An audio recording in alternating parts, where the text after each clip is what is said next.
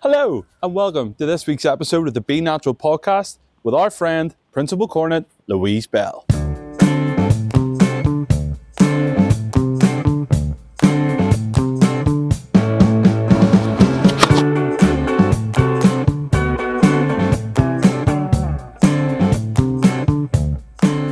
So Lulu, we are here today at the Lisburn Racquets Club. Yep. Is that right? Why Yep. are we here today? So growing up, I always did music and sport side by side. I was very busy with that. And I grew up here doing the summer camps, doing tennis kind of 5 days a week. Badminton took a lot of my life as well.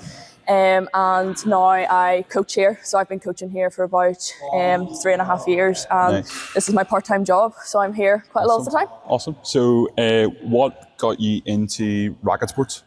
So my dad was a really, really good tennis player. Really, really good. He would have played tennis 7 days a week. Class. And then, so he obviously wanted me to play tennis. Yep. And then my mum was a really good badminton player. Oh. So she wanted me to play badminton. Okay. So when I was young, they never pushed me to do anything, but they give me an option to play sports. Nice. And I did want badminton when I was Right. younger. Much to my dad's didn't really want that.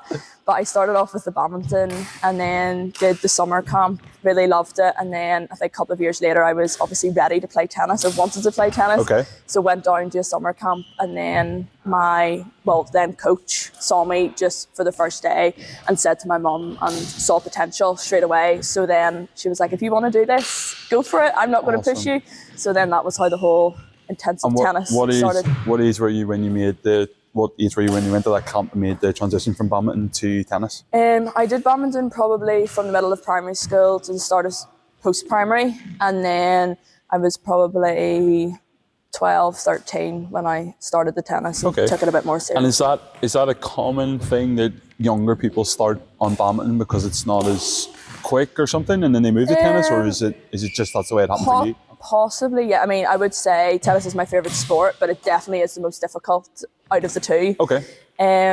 But no, like the children that I would coach would come to me on a Saturday and they would do an hour and a half of badminton, then they would do an hour and a half of tennis, and Right. then some of them would do an hour and a half of squash. So a lot of kids are being brought up playing all this racket sports at the club, whereas I kind of started with badminton because I was doing ballet and like the band and everything as well. Okay. So I started with badminton and then was like, no, I think I might like the tennis. So my dad was obviously delighted.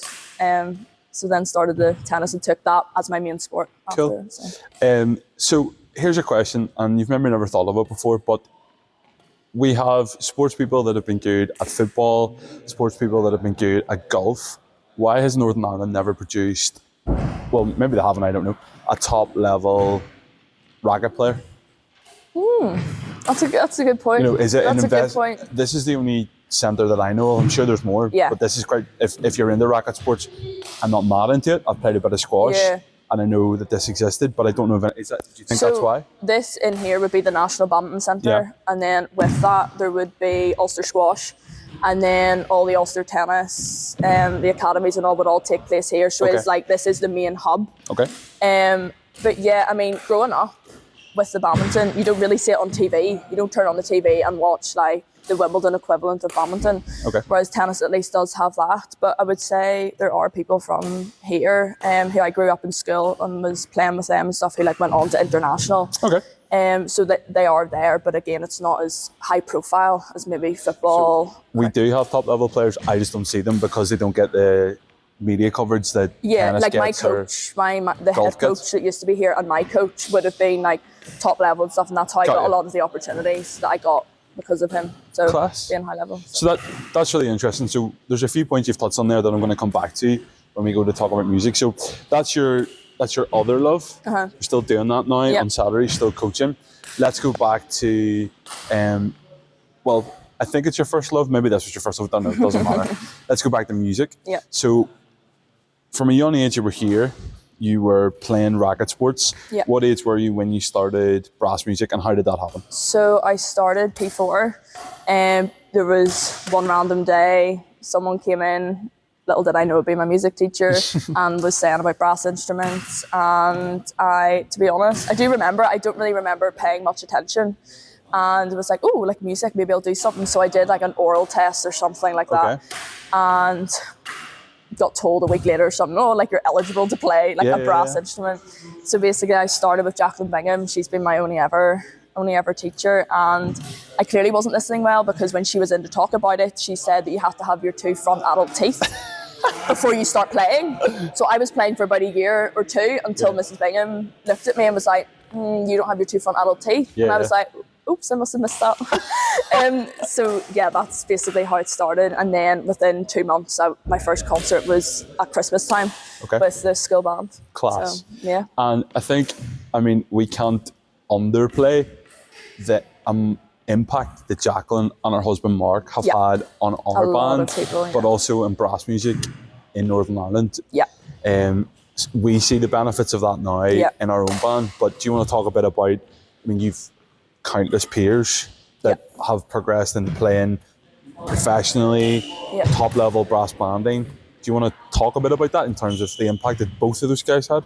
Oh, like I wouldn't be here today if it wasn't for Jacqueline. Like she, again, as I said earlier, she was my only ever teacher. I never wanted to move away from her. When I then moved to post-primary, I then had her outside of school because I didn't want anyone else. Like she literally was like my second mum, both like from a playing perspective and a personal perspective. So I owe most of my cornet journey to Jacqueline and to Mark as well.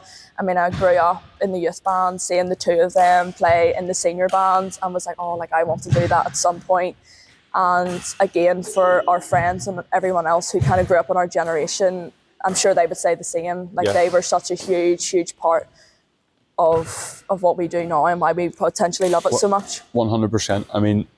I came into the band after you guys had all sort of got to the end of your youth band career, but I am so grateful for the effort that they put in, because I'm getting to enjoy as a band member the benefits of seeing. In our senior band at the minute, we have a principal cornet, principal horn, principal flugel, principal bass, percussionist, and a principal trombone in Groningen with Owen, who came back from England, who all went through the youth band system. And I think that's really unique, not only in Northern Ireland, but probably in brass banding further afield. So no, definitely. We've spent a bit of time talking about it there, but I think it's justified, and it won't be the last time when we're doing these interviews that those 2 names are going to come up. No, definitely. So that was your started journey. Your first concert was the Christmas concert with the school band. What happened next? What was the next part of your development? Basically, it was just going through the grades. Did as many as I could before I left primary school. At the same time, I was also doing a bit of piano, but it was never really my main thing. And then went to Hunter House, and there wasn't much music in Hunter House, but there were still opportunities. There was an orchestra, there was a jazz group, then sang in the school choir, so I was involved that way. And then I still continued through youth band. We did, back in the day, we did the Europeans in the youth section, which was incredible. I remember doing a stand-up solo at the Europeans and was absolutely terrified. But so grateful for those experiences starting young. I probably wouldn't be where I am today if I hadn't had those opportunities to do it when I was younger. So basically did the youth band, and then eventually moved to the senior band, I think when I was maybe 13, 14. So in terms of the youth band, how many players were in the youth band at that time? Oh, there would have been a fair few. There would have maybe been 35 players. It was quite big. You would have had a full sections in everything. And when you think, fast forward maybe 10 years later, post-COVID, a lot of senior bands were struggling to get that many.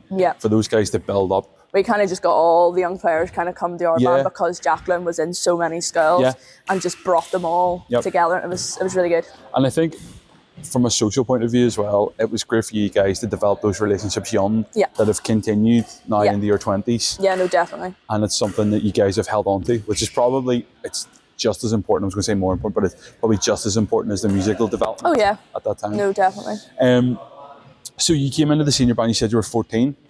Yeah, about 13, 15. yeah. 13, 14. Where did you sit in the band whenever you first came? So I sat second cornet, was there for maybe a couple of months, and then I had the pleasure of playing rep alongside Nige. Yeah. Which was honestly some of my best days. Yeah. And you're still playing don't tell today? That, but yeah.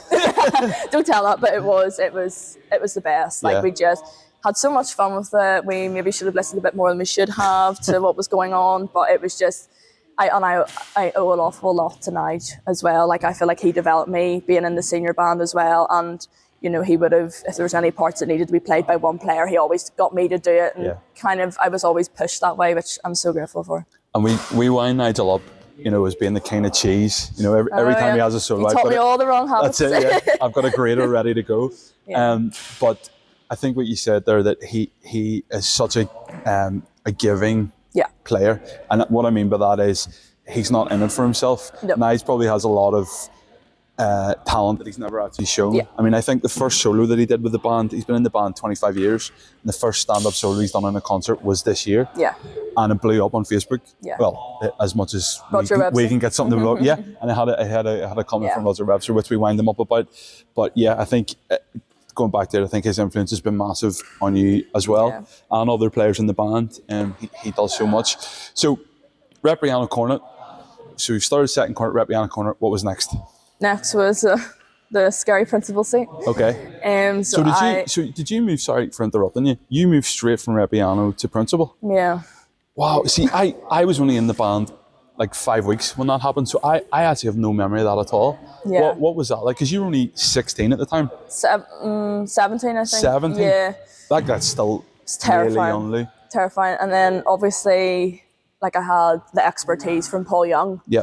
And I was like, what's little old me doing at the end seat when you have a professional trumpet player? Like, do you know what I mean? I was like, what am I going to tell people? I'm still like that. Like, come on, like, well, what do I know? We've talked about this, but yes. Like, what do I know? But again, he's another person in that next stage of the development that really helped me. He helped me gain my confidence. He helped me try and be a bit more confident with leading a section as well, which I'm still trying to improve on. So he is someone that really helped me become that principal player and to not literally be terrified of everything that comes with that. And for context, just for people that don't know, although I'm sure most do, that Paul had a really stellar trumpeting career, which was included, I think, 40 years in the Ulster Orchestra.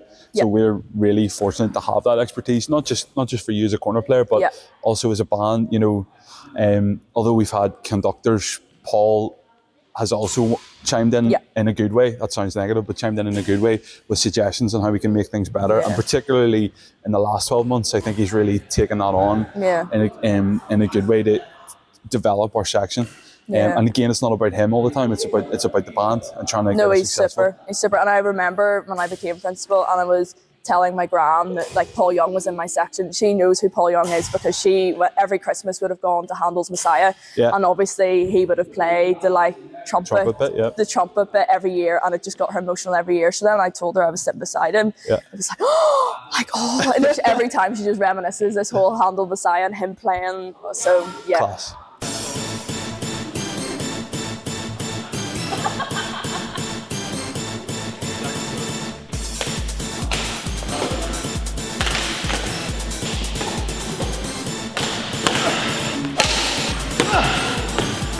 What should have been? Yes! No! Yes! So you became principal cornet, and I think it was 2 months later, you were, well, at least 3 months later, you were principal cornet of the band in the European Championships. What did that feel like? Oh, terrifying. I mean, if anyone knows me, I don't do well with nerves. You would always find me in the toilets. I'm getting better. I'm getting better. I'm coming straight at you for that. I actually, one of your biggest strengths, I think, is, if I was being crass, I would use the plural of this that you have. But one of the things I admire about you most, never mind your musicianship, is the fact that every time we get on stage, you just seem to not be fazed. So is that what I'm trying to say is that a mask? Yeah. Right. So tell me about that then. Let's go back to 2019 Montreux. What's going through your head? Well, I don't eat on a contest day, so I couldn't stomach anything. Pardon? At all? No. Right. So not until the performance is done. Right. So if we're on stage at, say, 6 o'clock, which can happen, 5 o'clock sometimes. Yeah. You haven't eaten? Nope. Lou, that's mad. So, are you just worried that you'll reproduce whatever you've eaten? Yeah. Has that ever happened? Yeah. Right, okay. But when we were Sorry, left-handed. Go ahead. Mrs. Bingham, when we went to the Europeans with the youth band, literally knew exactly where I was. She went and found me in the bathroom, just having a complete and utter, to myself. Okay. But and like my legs would always be shaking. I just find it terrifying because I feel like a level of responsibility. So obviously I want to play well for myself, but mainly for the band. Not that the band puts any pressure or anything on, but I just want to deliver for the band. So Yeah, because I genuinely, I go back to it, there are certain people in the band that I give a wee pep talk to. Well, you get a wee pep talk message on the day from me anyway, for everybody. They're the best. But there's certain people that you spend time with just making sure they're okay. Yeah. I don't feel like I've ever had to do that with you, so this is a bit of a lesson for me today. Maybe before you kind of joined the band, it would have been really, really bad. Yeah. But as time's gone on and I've maybe got a bit older, I start to enjoy kind of like my responsibility now. Okay. Whereas I was scared of it before because I still don't want to let the band down now. But you've grown into it. I've grown into it, and I still don't really eat or anything, but I am starting to get there. But when we were in Groningen, I did have a few chips at lunchtime because we were obviously late, like on stage. Yeah, that's what I mean. It was that was a 5 o'clock. Yeah, I didn't have any breakfast or anything. I literally just had a couple of chips. But I am getting better. But yeah, no, I would be really, really nervous. Okay, so that again, that you never showed, so fair play to you. We'll come back to talk about something about that later. But yeah. 2019, that starts your journey as principal cornet. Yep. How do you feel you've developed as a principal cornet player since 2019 to 2015? Tough question, but I'm putting you on the spot. It's very deep, Andy. It is deep, yeah. Especially when we're throwing a tennis ball over a net. Right? Yep.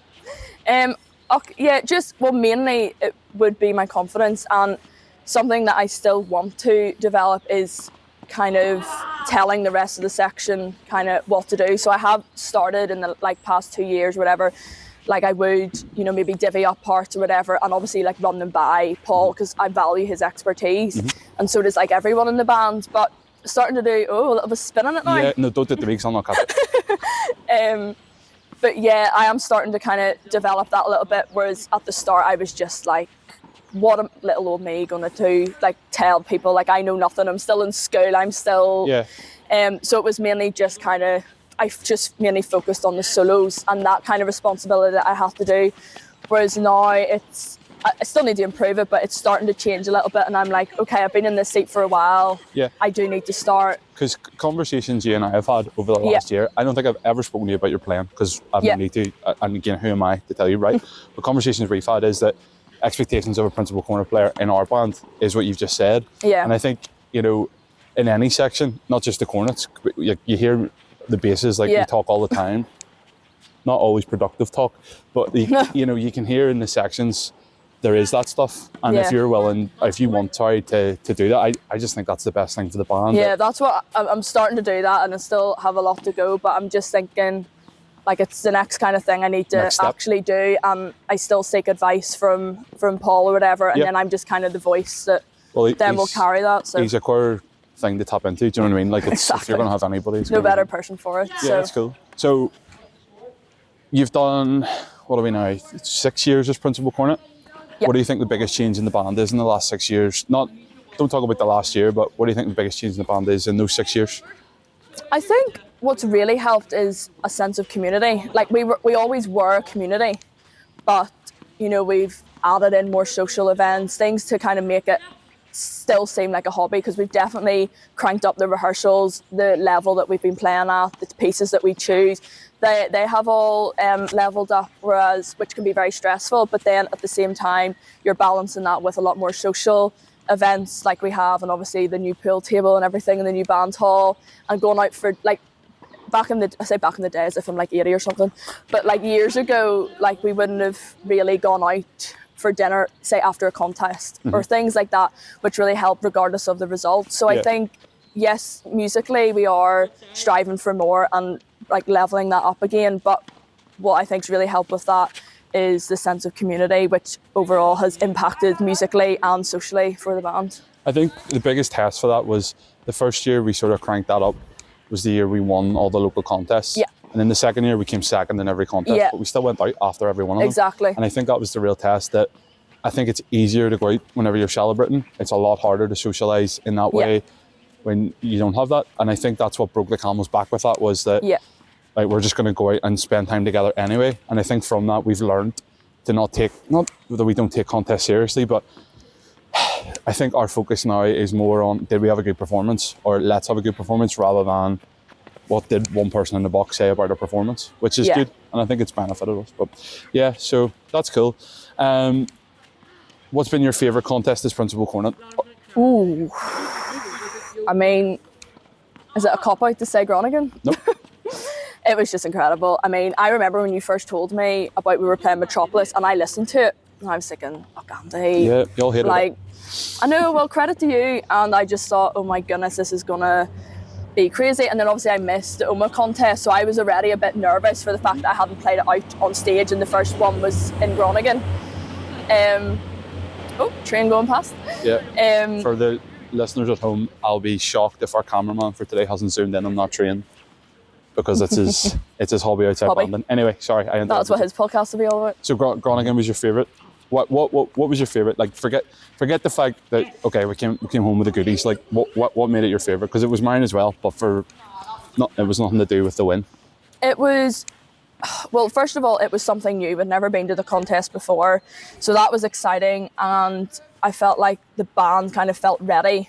Yeah. We had done the rehearsing, we were just going, it was a social time, it was a good couple of days, and I remember coming off the stage and just feeling like, regardless of the result, we as a band are happy with how we played, and the satisfaction that you got from that, and hearing the crowd. Now, I initially thought, maybe the crowd are just, going mad for us because, like, we're Irish. But no, like, they really enjoyed our performance. I really enjoyed the performance, and I think I said to you, when we go to the Europeans and do the challenge section, there's not that many people there.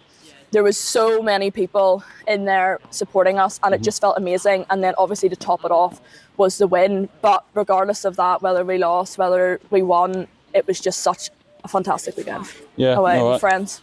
I'm with you. I think for me, as a bandsman, I think that we turned the corner this year, not because we had a really successful year in the contest stage, but because we kind of clicked into what makes the band enjoyable. And it's not always the contest wins, it's your performance and your standard. And there would be plenty of adjudicators that would adjudicated performances we gave this year and not give us the win. So it's about being proud of your performance. But yeah. Exactly, and it's just pushed us, I think, further as a band to do take the risk with those pieces that we're maybe scared of or don't believe in ourselves to, and we've shown that we are ready to challenge ourselves a bit more. And as well, it's not that we're trying to be, one of the established bands across the water. That piece was written for Black Dyke. And people were like, oh, you'll never play that because it was written for Black Dyke. Well, no, it was written for Black Dyke 11 years ago. Yeah. And we didn't play it anywhere near to the standard they played it, but we played it within our own parameters. Exactly. Played it well. So, yeah, best thing ever. And that's all that matters. So. Absolutely.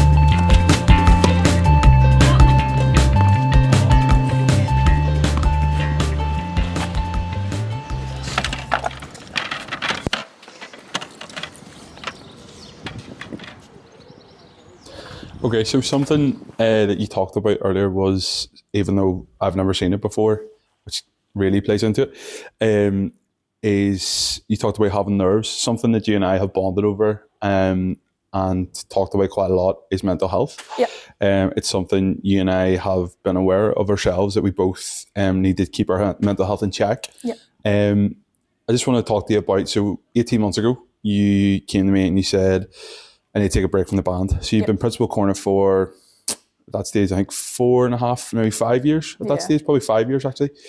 And this was like a complete bolt of the blue. And we were preparing for the Europeans. Yeah. And I just want you to talk to me about how you felt having to come to the band with that kind of information, and what it meant to you to actually have to step back from the band?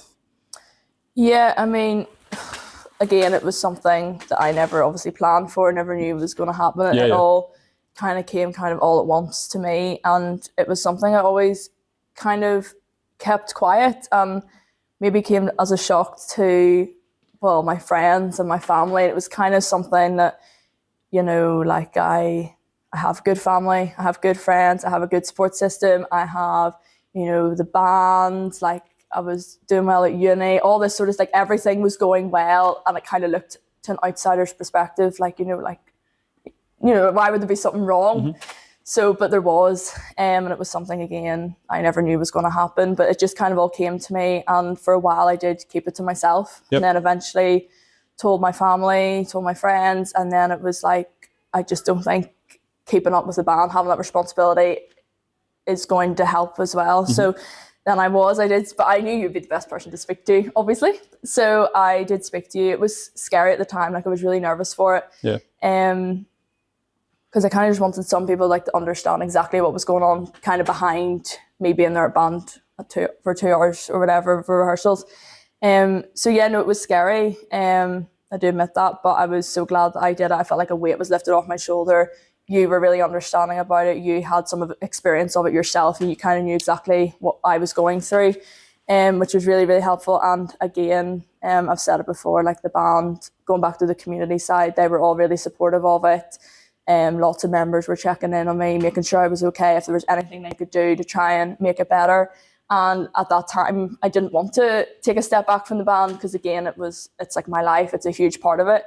But just at that time, I took a step back from a lot of things, and band just had to be, unfortunately, one of those things. But I'm so glad that I did it, because I feel like I wouldn't be here today if I didn't make some adjustments to what my life was at the time. And for context, the thing that you were having the balance against was your university degree. Yeah. So fast forward 12 months from the first incident. This time, I came to you and said, Lou, I think you need to take a break. Yeah. And it wasn't because, we were playing this hard test piece. Well, obviously it wasn't because of that, because I said to you at the time, I know what's coming up in your life. Yeah. You're about to finish your degree here. It's going to be big pressure. And I know you'll need to take a break. Yeah. Are you okay if we do this now? And straight away you said yes. What did that feel like, somebody coming to you to talk about mental health rather than you having to go and talk to them? It was great, because it kind of took that pressure off me. And I knew when you came to me to ask me about it, it wasn't like you wanted me gone or anything that. It was great support, and it kind of put the pressure off me to not kind of reach out again and feel bad for taking like another short break. So I was very thankful for that, and it was like the best decision for me at the time, because I could only do one night a week for those 7 weeks or whatever it was. So it was only fair to the band and myself as well, and it worked out for the better anyway. So yeah, and I think the good thing was, from the band's point of view, it showed that it doesn't matter what seat you sit in, you can take a break from the band, and if it's for a legitimate reason, we're not going to look and replace you. And that, I'd said to you at the time, like, you're taking a break for what it was, like 6 weeks or 7 weeks, whatever, but you'll be back after Groningen. And like, you were back, and then we went and had all that success. That's the sort of serious, heavy chat about mental health. And like, again, you and I've spoke about for ages about how important it is to check in on each other. What do you see being part of a brass band is the positive side of helping with your mental health? It gives you that sense of like freedom from the world. I think I said it before, when you go to band on a Monday and Thursday, as much as you can, try to leave all your personal things at the door, and just try and go and have fun, see your friends, play good music. And it does, obviously, it was stressful too, because we were preparing for the Netherlands and etc. So it was difficult, but it was a good release kind of from everything that was going on. Like, I knew I looked forward to those 2 hours on a Monday and a Thursday as a sense of release and a bit of, okay, like, this is what makes me happy. And again, just put all the personal things out the door and sort them out another time. Yeah, no, that's good. No, it's good to hear, because I think that's one benefit we probably don't promote enough of being part of a band, is that music can be such a help with you processing things that are going through Yeah. your life, but also, as you said, just switching off for Yeah. a couple of hours, a couple of times a week. No, that's great. So we already touched on it there. You were studying your degree, and what was your degree in? Primary teaching. And what are you doing at the minute, 3 days a week? I have a job in a P23 class come September. Awesome. So that's you starting this journey. So straight out of university, you've gone into a job, which we've talked about is really rare. Are you proud of what you've achieved at university, and obviously what you're doing at the minute with the teaching? Okay, yeah, no, definitely. Like it was a long 4 years, and again, the first 2 years, you know, were going well. Everything was kind of great, and then it did on third year hit rock bottom. Sure. But I'm just glad that I stuck through it, got through it with the help of the band, my family, my friends, and was able to kind of get the very expensive certificate at the other end. But yeah, it's something I've always wanted to do. I don't think people always said, "Oh, you know, like you do so much of music. Like, why would you not do music?" Sure. Like, it's just not my thing. It was the same for the sport. Like if I did more tennis, like people, like my coach wanted me to do tennis as like my career, and I was like, no way. Like no, and that's not a bit of me. As a hobby, yeah, but I knew I loved kids, always did from a young age, and honestly, I couldn't think about what else I would do. I know I'm mad for wanting to be a primary school teacher. Everyone reminds me, but it's exciting to finally let that dream kind of happen. Awesome. I think it's one of the most important jobs in our society is teaching. And I definitely think it's something you're good at. I know with our son Alfie, like every time's in the room, you're like straight over to him, and you can tell that it takes after his mum. You can tell that it's not just, you know, a job, it's a passion. So that's really cool to see you achieve that. You've got to that as well. What is the next 5 years look like? So in 5 years' time, what's your next set of goals? Or are you just in that place at the minute where you're happy with where you are and you're content and you'll see what comes? Or do you have like a 5-year goal, 10-year goal that you want to have achieved? Well, in terms of teaching, like people always ask me, you know, maybe in a few years' time, do you want to be a VP? Do you want to be a principal? And it could change obviously, but I've always said no, because the whole reason why I did the degree was to be with the children 5 days a week, as opposed to kind of the admin side of things. So I'm not really, it was the same as my mum. My mum's been teaching for about 40 years. She's never had an interest in that. She's always been in the classroom, and I kind of take after her. Some people might call me like not ambitious for not wanting to become a principal or anything, but I do definitely still see myself being in the classroom and just trying to make a difference and being involved, whether it's in a different school, the same school, being involved in music. I'm hoping to maybe start up a choir in the school in September and really get children involved in music, because I feel like since COVID has hit, their music opportunities aren't as available as what they should be. And I always give credit to music when I was growing up in primary school, because I wouldn't be here where I was today if someone hadn't have come in to my primary school to tell me about music and what the cornet is and everything. So definitely doing that, and maybe doing some sport in the school, music in the school, and make a difference that way as opposed to moving higher up the ranks. Class. Well, look, thank you for talking to me today. Thanks for having me. And for the free badminton lessons and tennis lessons that I gave you. Anytime. But that's the end of this podcast. So Perfect. Cheers, Louise. Thank you. Thank you very much, Andy.